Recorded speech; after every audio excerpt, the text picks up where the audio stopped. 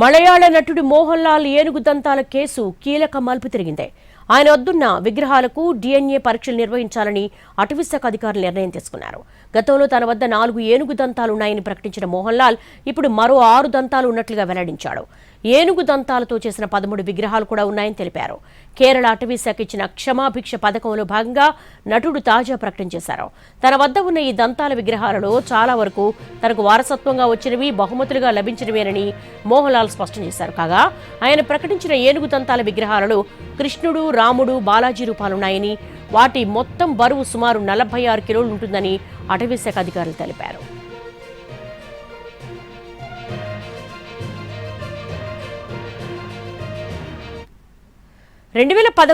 June నెలలో మోహన్ లాల్కు చెందిన ఇళ్లు, ఆఫీసులపై ఇన్కమ్ ట్యాక్స్ డిపార్ట్మెంట్ అధికారులు రైడ్ చేశారు. కొచ్చిలోని మోహన్ లాల్ నివాసంలో 4 ఏనుగు దంతాలు దొరికాయి.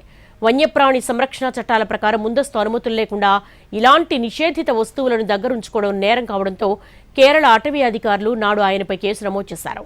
ఈ వ్యవహారం గత 10 ఏళ్లుగా కోర్టు పరిధిలోనే నలుగుతోంది.